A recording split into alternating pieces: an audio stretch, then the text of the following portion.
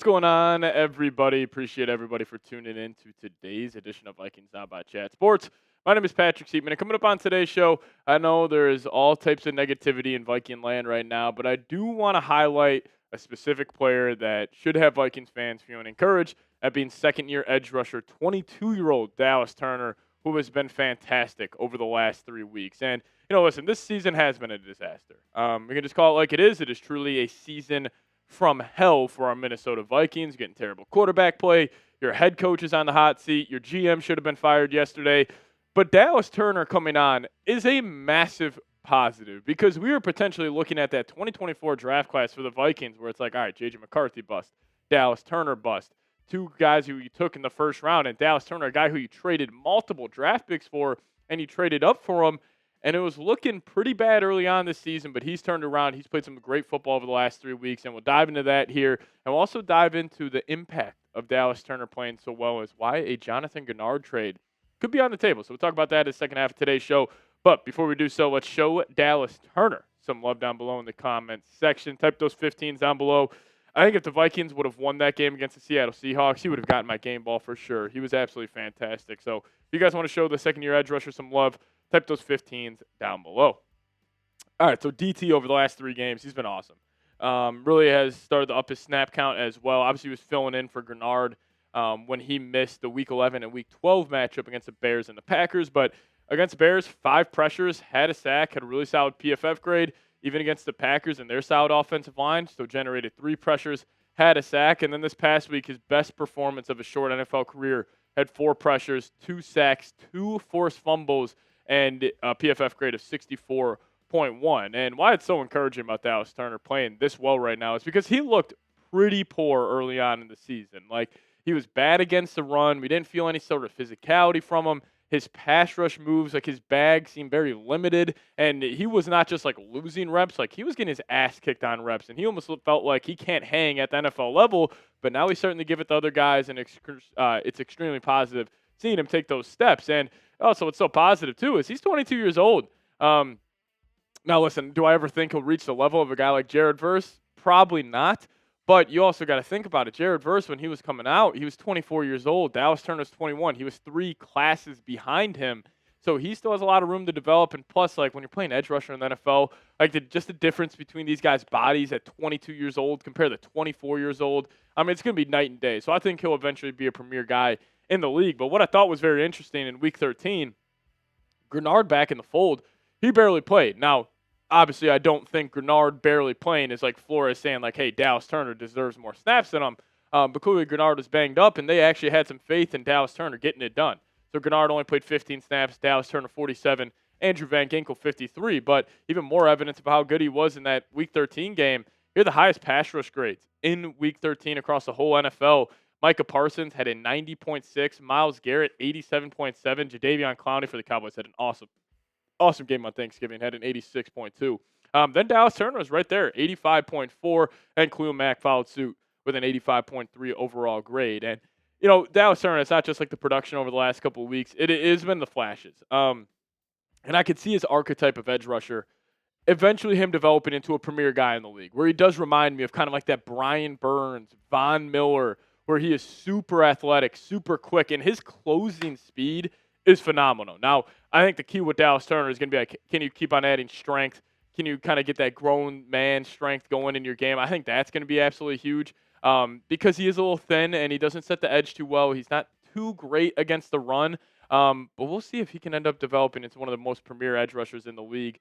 And we'll talk about how I think the Vikings should handle this edge rusher group here in just a second. But I want to show you guys some analytics here on the channel. So in the month of November, shout out to all of you guys. We picked up just over 2,500 subscribers, so I appreciate everybody joining our Vikings Now family here. That's awesome stuff. You guys are the best fans in the world. But let's see if we can be better in December, even though the Vikings are season's done 4-8. Biggest joke possibly in the NFL this year. But if you guys want to help us be better in December compared to November, hit that subscribe button today. In already 2 days, we've already picked up 208 subs, so that's awesome stuff. But if you guys aren't subscribed, hit that subscribe button today. And coming up next, we'll talk about Dallas Turner and Jonathan Greenard here in just a second. But I want to give a massive shout out to today's presenting sponsor, and that is Factor Meals. Now, eat smart at factormeals.com. /VikingsChat50 off and use code VikingsChat50 off to get 50% off your first box plus free breakfast for 1 year. Now, the fall season always feels like a reset. Between back to school, busier routines, and shorter days, finding time to cook can be tough. That's why I love Factor. Their chef-prepared, dietitian-approved meals make it easy to stay on track and enjoy something comforting and delicious no matter how hectic the season gets. I love Factor because they have more variety and more meals. Choose from a wider selection of weekly meal options, including premium seafood choices like salmon and shrimp, and no extra cost. And Factor does a great job of supporting your wellness goals. Enjoy even more GLP-1 friendly meals and new Mediterranean diet options packed with protein and good for you fats. So eat smart at factormeals.com/VikingsChat50 off. Use that promo code VikingsChat50 off to get 50% off your first box plus free breakfast for 1 year. That's code VikingsChat50 off at factormeals.com for 50% off your first box plus free breakfast for 1 year. Get delicious, ready to eat meals delivered with Factor.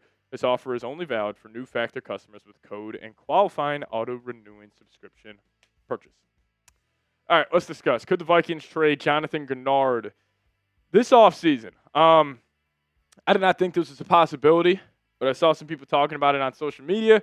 The more you start pulling back the curtains here, I think there's a chance. But first off, let's look at number 58's contract. So very team-friendly deal. I think Greenard is probably a tad underpaid. He should probably be getting around, that $27, $28 million per year range. But this is the contract he signed this year, making $22.5 million, and then in 2026 and 2027, he's on the books for $22.3 million. So it's a very team-friendly deal, and he's on a great contract. And I really do believe other teams in the NFL, they're probably looking at Greenard. They're seeing in the direction the Vikings are going. They're like, man, we could go probably steal Jonathan Greenard from him. Like, he was fantastic for them in 2024.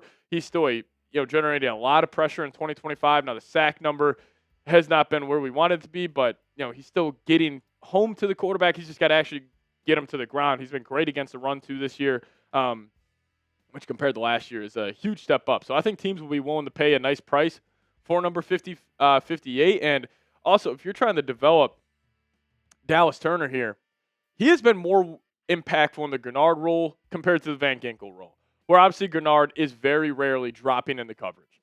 While Van Ginkel, he's dropping probably 50% of plays, where Greenard, he's just a hand in the dirt, pin your ears back, get home to the quarterback. And Dallas Turner, I think, fits that mold a lot better, even though I will say Turner in coverage, that is a solid part of his game, but I still think he is at his best when he can just put his hand in the dirt or stand up and just try to get home to the quarterback. And also more on why the trade Greenard is like the Vikings need to reset here.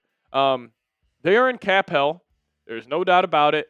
And this might be a time for the Vikings where it's at least one tiny move to get younger and to get cheaper, where it's like, all right, we're going to get Greenard out of here.